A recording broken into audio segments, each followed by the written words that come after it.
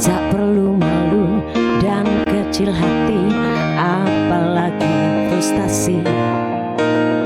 Terlampau kecil bila terlintas hendak membunuh diri. Kegagalan itu hal biasa dalam hidup ini. Setiap orang pasti punya satu masalah dan masa lalu. Anggap derita sebagai cobaan dan satu pengalaman yang pasti dapat kita hadapi dengan hati yang lapang. Kegagalan itu hal biasa dalam hidup ini. Setiap orang pasti punya satu masalah dan masa lalu. Teman, hidup ini hanya satu kali. Teman, untuk apa kita menyiksa diri? Hadapilah semua kenyataan yang ada, serta raihlah cita-cita hidup bahagia.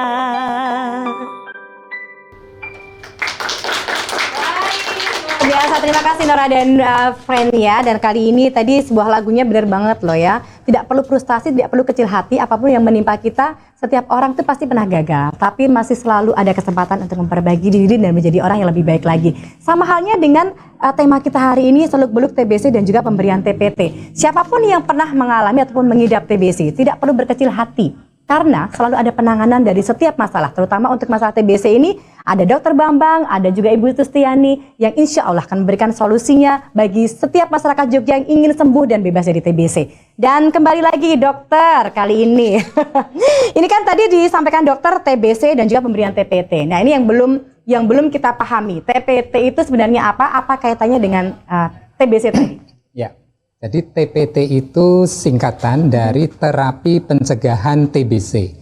Jadi kenapa kok ini perlu dicegah? Jadi TPT ini diberikan kepada orang yang kontak. Jadi ceritanya dari orang yang sakit TBC, di situ kan di rumah ada keluarga. Nah, yang keluarga itu pasti akan ada menghirup kumannya. Ada komunikasi, ada kontak fisik gitu ya. Yang ditularkan melalui droplet. Droplet itu adalah percikan saat orang itu batuk, saat orang itu bersin, saat orang itu bercakap-cakap, itu menimbulkan droplet. Nah, droplet yang mengandung kuman TBC itu akan dihirup oleh anggota keluarga. Betul. Nah, anggota keluarga ini bisa menjadi TBC laten. Nah, TBC laten ini yang suatu saat akan menjadi TBC. Nah, TBC laten ini dicegah, diobati sebelum menjadi TBC. Nah, itulah namanya TPT. Oke, jadi memang lebih prioritas kepada pengidap TBC yang ada dalam keluarga ini. TPT diberikan kepada kontak keluarga yang TBC laten. Betul sekali. Jadi ada perbedaan ya pemirsa bahwa TBC laten dan juga TBC aktif. Tapi tetap harus semuanya sama-sama mendapatkan pengobatan. Betul. Nah, kalau untuk TPT tadi disampaikan dokter khusus untuk yang kontak fisik. Artinya kalau untuk yang TBC sendiri aktif, ini ada pengobatan sendiri, dok? Betul, yang TBC harus diobati sesuai dengan penyakitnya, regimennya juga beda. Dan pengobatan TBC minimum 6 bulan untuk TBC paru-paru. Sedangkan TBC yang di luar paru-paru pada umumnya lebih dari 6 bulan. Oh begitu. Nah, seperti TBC yang di otak misalnya, maka pengobatan bisa 1 tahun. Ya. Disampaikan dokter TBC di otak. TBC tadi bisa di otak, bisa di paru, di tulang. Iya. Itu pengobatannya sama kah, dok? Jenis obatnya ada yang sama, tapi ada yang mungkin ada tambahan gitu ya. Dan semuanya juga ditandai dengan batuk juga? Kalau TBC paru pada umumnya batuk sedangkan TBC di luar paru, ekstra paru sesuai organ yang terkena. Kalau misalnya di tulang tentunya bisa tulangnya bengkok atau apa gitu ya. Kalau mengenai saraf tentunya bisa lumpuh mengenai tulang belakang, maka akan ada kelumpuhan pada kedua anggota gerak bagian bawah. Ekstrim banget ya nih virus ya dok ya. Kalau kena otak ya bisa kejang, bisa ya Allah. bisa penurunan kesadaran. Iya. Jadi memang benar-benar masalah TBC ini tidak boleh kita abaikan loh pemirsa ya. Dan ini mungkin yang akan menjadi pertanyaan, kita akan kasih kesempatan ini buat adik-adik dari AKRB. Ada yang mau bertanya di sekitar TBC, mungkin ada permasalahan di rumah ataupun mungkin di sekitar kampus gitu, pernah mengalami hal-hal semacam yang tadi sudah kita sampaikan bersama dengan dokter dan juga Ibu Dewan. Monggo silakan, ada yang mau bertanya, siapa? Selamat malam. Sebenarnya perkenalkan, saya Vera Angga Dewi dari kampus AKRB Yogyakarta. Di sini saya ingin bertanya kepada dokter, bagaimana sih dok cara agar kita terhindar dari penyakit TBC, khususnya untuk para generasi muda sekarang. Terima kasih. Oke, baik-baik. Ya. Pertanyaannya bagus loh dok nih, biar generasi sekarang jauh bebas dari TBC. Karena kan kaitannya gaya hidup, pola hidup mungkin akan berpengaruh dengan TBC. Mungkin silahkan dok. Jadi pertanyaan tadi pada hakikatnya adalah bagaimana upaya-upaya supaya tidak terkena TBC. Ya. Jadi yang pertama, TBC itu kan penyakit infeksi, salah satu yang mendasari ketularan. Berarti bagaimana kita bisa menjaga jarak terhadap orang yang sakit TBC, yang sudah diketahui sakit TBC. Kemudian, kalau belum tahu dok, kalau itu udah tahu itu ada TBC, udah kita langsung jaga jarak bisa, mungkin ya. Kalau yang belum tahu ya kita mungkin bisa terpapar ya, terpapar. Tetapi mungkin dari gelagatnya bisa kita tengarai apakah ini batuk yang ditahan atau apa gitu ya, dan sudah lama gitu batuknya tidak hanya sekedar flu gitu, maka ini bisa. Yang kedua adalah meningkatkan derajat imunitas. Ya. Bagaimana meningkatkan derajat imunitas? Yaitu pertama adalah peningkatan gizi, karena imun pertama kali ditentukan oleh gizi. Jadi makan yang bergizi adalah sangat penting, terutama protein, ya terutama protein, di mana negara kita dari konsumsi protein di Asia Tenggara itu termasuk yang paling rendah, sehingga di situ yang dengan hasil bumi yang melimpah tapi konsumsi protein paling rendah dok. Ya, jadi masih kalah dengan negara-negara ASEAN ini yang harus lain. Ini benar-benar ini anak-anak sekarang ini ya. Harus makan protein. Harus banyak-banyak ini untuk pencegahan ya dok ya. Nah kemudian untuk masyarakat di desa-desa bagaimana supaya konsumsi proteinnya tinggi? Bagaimana PKK diberdayakan untuk lebih memberikan upaya-upaya masyarakat bisa menghasilkan sendiri tanpa harus salah satunya itu ya. Kemudian mungkin memelihara ikan sendiri dan sebagainya itu digiatkan supaya bisa dikonsumsi sendiri sebagian ya. Sebagian tentunya untuk kebutuhan yang lain ya. Kemudian olahraga itu juga meningkatkan imun. Jadi memang diupayakan ada olahraga setiap harinya. Minim sebenarnya kalau untuk menjaga hidup sehat itu minim setiap orang itu harus olahraga, baik gitu ya penderita TBC ataupun orang yang sudah sehat. Sebenarnya pada umumnya memang diharapkan bisa 3-4 kali dalam satu minggunya, dan dalam durasi harinya paling tidak sekitar 45 menit. Nah inilah loh ya, buat adik-adik semuanya ini sebagai generasi kita ini yang nantinya akan perjuangkan NKRI menjadi lebih baik lagi. Ini tugasnya bukan hanya kuliah saja tapi juga tetap diimbangi dengan pola hidup sehat ya dok ya. Juga imunisasi nanti kalau ada tetangga atau keluarga yang bayi baru lahir atau apa gitu, ditanyakan misalnya sudah imunisasi BCG belum. Karena kebetulan saat ini posisi imunisasi baru BCG. Tetapi ke depan memang sedang distudi berbagai bentuk imunisasi. Mudah-mudahan ke depan akan ada imunisasi selain BCG yang sudah bisa diberikan kepada baik. Masyarakat. Jadi sudah terjawab tadi ya. Siapa namanya tadi? Vena udah ya? Oke, terima kasih dokter. Nah, kembali ke Ibu Tustiani dari Komisi D. Sejauh mana ini sosialisasi sudah dilakukan, dan dari hasil sosialisasi yang memang baru ya Bu ya, sudah tergolong ini baru program baru di 2023. Hasilnya seperti apa Bu tentang TBC yang ada di Yogyakarta sendiri? Hasil dari sosialisasi Betul, hasil sosialisasi, kemudian juga apa yang sudah ditangkap dari hasil kemudian tadi disampaikan tadi Ibu, sudah ada sosialisasi ke masyarakat ya. Seperti apa ini yang sudah terjadi di masyarakat kita tentang TBC? Kita belum bisa melihat progresnya ya Mbak, karena baru tadi ya. Ini baru, ini kan tahun anggaran baru 2023 ini kan baru dimulai kemarin pertengahan Januari. Kemudian kita roadshow itu di bulan Februari. Ya ini lagi kejar-kejarnya. Kita belum bisa melakukan sebuah monitoring dan evaluasi. Tetapi nanti mungkin setelah 3 sampai 6 bulan kita ada Monef untuk bisa melakukan sebuah evaluasi untuk kedepannya itu bagaimana langkah berikutnya. Nah, tapi kalau sudah terdata untuk pasien TBC sendiri di Yogyakarta dari hasil sosialisasi tadi? Belum karena belum sama sekali ya. Sampai pengamatan saya sampai hari ini itu belum ada loh masyarakat yang pada waktu gitu melakukan sosialisasi diundang di acara itu melakukan dengan sukarela. Aku batuk. Oh gitu. Terus aku mau memeriksakan dahaku gitu. Itu belum ada. Belum ada ya seperti jadi itu. Acara-acara seperti ini harusnya lebih sering ya. Iya. jadi bener nih dokter nih biar lebih kena lagi nanti ya hasilnya lebih kena. Jadi mungkin malah dia sengaja nggak datang, diundang nggak datang karena dia batuk gitu loh. Kan? Ya, memang. Jadi menjadi kebiasaan masyarakat kita itu bagaimana kalau kita itu sakit mbok diperiksa gitu, nggak usah nanti nggak ketahuan sakitnya gitu loh. Bener. Dok. Ini loh. Itu TBC. Untuk hal-hal sepele mungkin untuk periksa kadar gula darah atau kolesterol aja pada ini nggak mau enggan karena nanti takutnya hasilnya di luar ekspektasi bahwa ternyata gula aku tinggi, kolesterol aku tinggi ya. Apalagi dengan TBC yang sudah dibilang momok dari sebuah penyakit gitu ya Bu ya. Tapi ini kan benar-benar menjadi PR Bu. Jadi mungkin akan langkah selanjutnya akan diadakan seperti apa agar kesadaran dari masyarakat juga tumbuh bahwa atau mungkin kalau ada laporan itu mungkin dari RT setempat gitu, udah di ini aja kalau memang ada kita jemput bola gitu.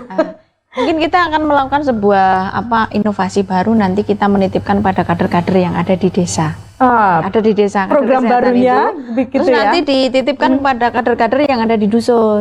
Mereka akan lebih tahu siapa toh yang terdeteksi atau mungkin ada indikasi untuk ini batuknya nggak sembuh-sembuh. Terus bagaimana melakukan pendekatan secara personal. Karena dengan melakukan berduyun-duyun dengan personal pendekatan itu kan beda. Mereka akan lebih welcome menerima kader datang ke rumah, kemudian dengan sukarela, Pak, Bu, ini saya periksakan ya, gitu. Nah, itu kadernya nanti ke puskesmas untuk melakukan. Ini benar sekali ini pemirsa yang disampaikan oleh Ibu Dewan bahwa para pengidap TBC aja susah untuk bisa mengakui bahwa dirinya sakit. Apalagi untuk pemberian TPT ini dokter gimana ini berat lagi loh nih dok. Yang jadi pasien TBC aja pada disembunyiin. Gimana kita mengetahui bahwa keluarganya juga mungkin terkontaminasi karena kita tidak tahu siapa yang sebenarnya masyarakat kita, warga kita yang memang sudah terkontaminasi dengan TBC. Gimana nih dok?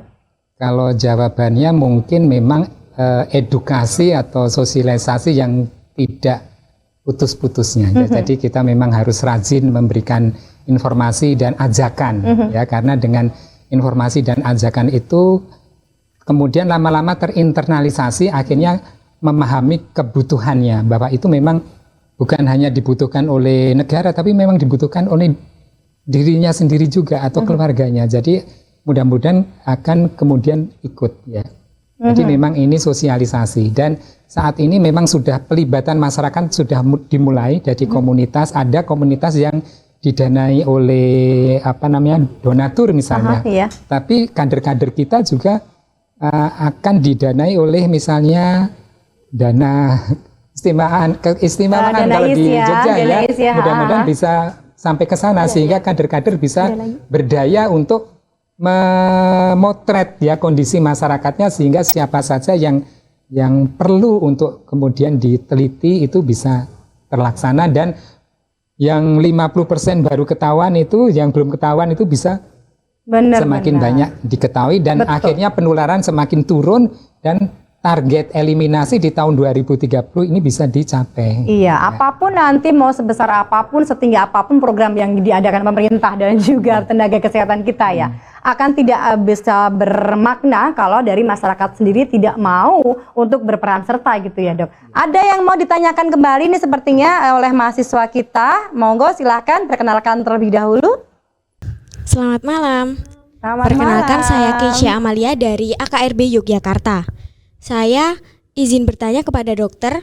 Untuk pertanyaannya, bagaimana bisa cara tubuh penderita TBC tadi mengalami penurunan berat badan, sementara kan TBC itu faktor utamanya batuk ya dok? Terima kasih. Terima kasih. Kenapa TBC kok berat badannya Kok turun bisa gitu ya? tiba-tiba badannya kurus Jangan-jangan kering? nanti saya kalau berdiet terus turun berat badan disangka TBC. TBC gitu ya. Jadi takut ya. Iya, bener. Jadi itu pernah saya dengar loh dok. Ada teman yang sering diet gitu, sampai Iya. kekurusan gitu. Bilangnya malah dibilang ini TBC mungkin tuh. Mungkin efeknya bercanda, tapi barangkali itu memang yang terjadi stigma masyarakat terbentuknya seperti itu. Betul. Orang kurus, apalagi dia sertai batuk, pasti TBC gitu.